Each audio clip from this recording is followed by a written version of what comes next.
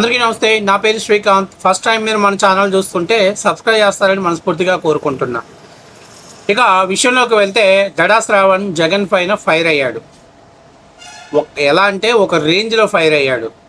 ఎందుకంటే జగన్మోహన్ రెడ్డి చెప్తేనే ఆయన దళిత క్రైస్తవ సభను పెట్టాడు. ఆ సభలో కొంతమంది వక్తలను పిలిపించాడు. అందులో ఒక్కడికి మాత్రమే జగన్ అంటే ఏంటి, జగన్ అవసరానికి ఎలా వాడుకుంటాడో, ఎలా వదిలేస్తాడో వాడు ప్రత్యక్ష సాక్షి.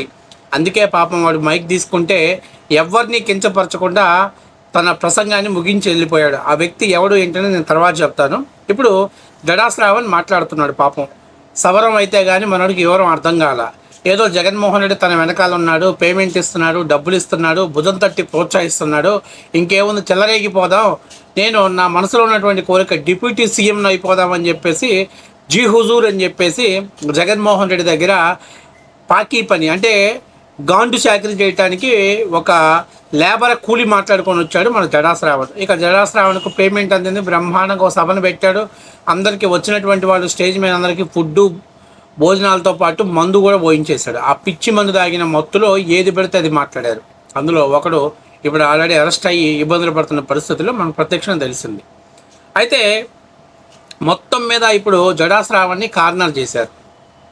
ఏదో ఆశించి జడా శ్రావణ్ పాపం సభను పెడితే ఆ సభలో ఆయన ఆశించిన సంగతి దేవుడు ఎరుగు. ఇప్పుడు మొత్తం మీద ఒక కొత్త సమస్య వచ్చి పడిపోయింది. పాపం జగన్మోహన్ రెడ్డి గారి కోసం ఎస్సీ ఎస్టీ ఓట్లను జగన్మోహన్ రెడ్డి గారికి ఫేవర్గా మలుద్దామని ఎంతో కుతూహలంగా పాపం జగన్మోహన్ రెడ్డి గారు ఏది చెప్తే అది చేసి డూడు బసవన్నలాగా సభ పెట్టి ఇప్పుడు ఆ సభలో ప్రసంగించినటువంటి మాటలు ఇప్పుడు యావత్ సమాజం మొత్తం కూడా జడా శ్రావణ్ని దోషిగా నిలబెట్టేస్తుంది. అంతేకాదు పాపం జగన్మోహన్ రెడ్డి కష్టాల్లో ఉన్న ప్రతిసారి ప్రెస్ మీట్లు పెట్టి జడా శ్రావణ్ కాపాడే సందర్భాలు ఉన్నాయి జగన్మోహన్ రెడ్డిని. కానీ ఇప్పుడు జడా శ్రావణ్ పీకల లోతులు కష్టాలుంటే వైసీపీ సేన కానీ వైసీపీ పార్టీ వాళ్ళు కానీ ఎవ్వరు కూడా అబ్బే మాకేం పట్టట్లేదని చెప్పేసి వాళ్ళు ఎవరు అంటనట్టుగా ఉంటున్నారు. సో దీంతో పాపం చిర్రెత్తికొచ్చిన మా జాడా శ్రావణ్ ప్రెస్ మీట్ ముందు తన ఆవేశాన్ని ఆక్రోశాన్ని వెలగక్కాడు. ఒకసారి చూడండి. దళిత క్రైస్తవ సమర శంకారాము అని పెట్టడం వల్ల వచ్చిన సమస్యలు ఇవన్నీ.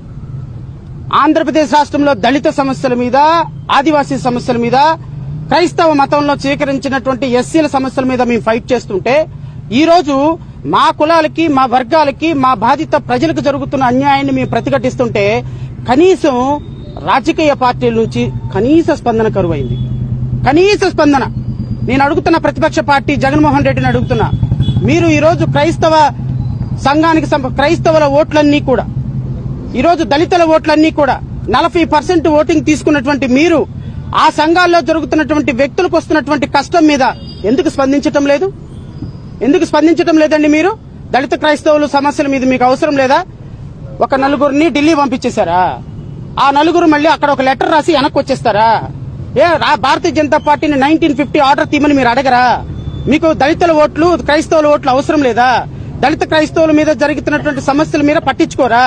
రావణ మీద జరుగుతుంటే సమస్యల మీద పట్టించుకోరా? ప్రజాస్వామ్యం మీద దాడి జరుగుతుంటే పట్టించుకోరా? ఈరోజు రావణ మీద దాడి జరిగింది దేనికోసం? ప్రతిపక్షాల మీద మాట్లాడినందుకు, పాలకపక్షం మీద మాట్లాడినందుకు రావణ మీద దాడి జరుగుతుంది, శ్రవణ మీద దాడి జరుగుతుంది. మీరేం స్పందించరు? పోనీ నిన్న విలేకరు ఒక మాట అడిగితే శ్రవణ్ మీద జరుగుతున్న దాడి, శ్రవణ్ కుమార్ మీద జరుగుతున్న దాడి, రావణ మీద జరుగుతున్న దాడి తప్పు అని మాట మాట్లాడకుండా రెడ్ బుక్ రాజ్యాంగం స్కిప్ చేసి మాట్లాడారు. I'm very sorry. First time I'm expressing my displeasure towards opposition leader. అది అర్థమైందా? మస్తు హ్యాపీగా ఉంది. అందుకే శ్రావణ్ ఎప్పుడూ కూడా శృతి మించి మనం మాట్లాడకూడదు. ఎవరికో రాజకీయ అవసరాల కోసం మన జీవితాన్ని రాజకీయ సమాధి చేసుకోకూడదు. నేను అడుగుతున్నా, ఎందుకు మాట్లాడతాడు జగన్మోహన్ రెడ్డి? జగన్మోహన్ రెడ్డి ఈరోజు తాను హిందువు అని నిరూపించుకోవటం కోసం దేవాలయాలకు వెళ్ళి యజ్ఞయాగాదులు చేస్తున్నాడు, అలవాట్లేనటువంటి తీర్థాలు తీసుకుంటున్నాడు, అలవాట్లేనటువంటి యజ్ఞాలు చేస్తున్నాడు. అసలు పూజారుల దగ్గర ప్రదక్షిణలు తీసుకోవటంలో కానీ అన్ని రకాలుగా నేను హిందువులని నిరూపించుకునే ప్రయత్నం చేస్తున్నాడు జగన్మోహన్ రెడ్డి. ఎక్కడ గుళ్ళు శంకుస్థాపన చేయాలన్నా, ధ్వజస్తంభాల ఆరోపణ కార్యక్రమాలు జరగాలన్నా జగన్మోహన్ రెడ్డి ఒక్కడెళ్ళి అయ్యా నేను ఒక్కడైనా కూర్చుంటా, దయచేసి నన్ను హిందువుగా గుర్తించండి అని చెప్పేసి ఆయనే అడుక్కుంటున్నాడు హిందువుల ఓట్ల కోసం. ఇప్పుడు కొత్తగా ఏదో నిన్నేదో వెనకాల నుండి నడిపించరా బాబు, ఏదో పార్టీ నుంచి దూరం చేయరా, వాళ్ళ ఓట్లు దూరం చేయరా, వాళ్ళ కష్టాలు చెప్పుకోరా, వాళ్ళ కన్నీళ్ళు చెప్పరా అని బాబు నీకేదో డబ్బులు ఇచ్చేసి ఒక సభ పెట్టిస్తే నువ్వు వాడికి పోయి హిందువులందరినీ రెచ్చగొట్టే విధంగా మాట్లాడిస్తేవి, పవన్ కళ్యాణ్ తిడితివి, అట్లాగే చంద్రబాబు నాయుడు తిడితివి. అసలు జగన్మోహన్ రెడ్డి స్కెచ్ ఏంటి? మీరు వెళ్ళి అక్కడికి వెళ్ళి మాకు ఈ అన్యాయాలు జరుగుతున్నాయి, మాకు ఈ న్యాయం జరగట్లేదు, ఇది మా బాధలు, మా కన్నీళ్ళు ఇవి అని అంతవరకు మీరు మాట్లాడొచ్చుంటే జగన్మోహన్ రెడ్డి స్క్రిప్ట్ అక్కడ అమలు చేసినోడు అయ్యాడు. అలా కాకుండా వాడికి ఒకటికి మైక్ ఇస్తే వాడు పోయి పవన్ కళ్యాణ్ గారిని తగులుకున్నాడు. నువ్వు ఒకటివి డిప్యూటీ స్పీకర్ రఘురామకృష్ణరాజును మాట్లాడుతుంది, అట్లాగే పవన్ కళ్యాణ్ గురించి మాట్లాడుతుంది. లేక ఇంకొక కోరిక, ఈడంట డిప్యూటీ ముఖ్యమంత్రి అవుతాడంట. ఏంటి క్వాలిఫికేషను? 10th క్లాస్ ఉన్నాడే డిప్యూటీ సీఎం అవ్వగా నేను ఎందుకు అవ్వకూడదని నీలో మనసులో ఉన్నటువంటి కోరికను బయట పెట్టేసావు. అసలు ఆయన చెప్పిన స్క్రిప్ట్ ఏంటి, నువ్వు చేసిన స్క్రిప్ట్ ఏంటి? ఇవాళ నువ్వు ఇటువంటి వ్యాఖ్యలు చేయడం ద్వారా జగన్మోహన్ రెడ్డి గారు ఈరోజు మిమ్మల్ని ప్రొటెక్షన్ చేసే పరిస్థితిలో లేడు. ఇవాళ నిన్ను ప్రొటెక్ట్ చేసినా లేకపోతే రావణ్ని ప్రొటెక్ట్ చేసినా జగన్మోహన్ రెడ్డి హిందువు కాదు, నకిలీ హిందువు అనేటువంటి మెసేజ్ జనాల్లోకి వెళ్ళిపోయింది. అందుకనే జగన్మోహన్ రెడ్డి తన ఐడెంటిటీ పోగొట్టుకోకుండా ఉండటం కోసం మిమ్మల్ని పీకల లోతుల కష్టాల్లో నెట్టేసి మీ భవిష్యత్తుని రోడ్డు మీద నిలబెట్టేసి మీరు ఇప్పుడు ఇబ్బందులు పడుతుంటే తాను మాత్రం నోరు తెలిసి మాట్లాడని పరిస్థితిలో ఉన్నాడు. జగన్మోహన్ రెడ్డి నమ్ముకున్న ప్రతి వాడి పరిస్థితి అంతే. జగన్మోహన్ రెడ్డికి నీతో అవసరం ఉంటే ఎంతవరకు వాడుకుంటాడో అంతవరకు వాడుకుంటాడు. ఎంతవరకు అవసరం అయిపోయిన తర్వాత ఎలా బయటికి పంపించాలో అతనికి బాగా తెలుసు. ఇందాక నేను ఒక మాట చెప్పా, ఆ సభలో ఒక్కడు మాత్రమే ఎటువంటి వ్యాఖ్యలు చేయకుండా కేవలం ఒకరిని పొగిడి దిగిపోయాడని చెప్పా. ఆ వ్యక్తి ఎవరో తెలుసా? కేఎస్ ప్రసాద్.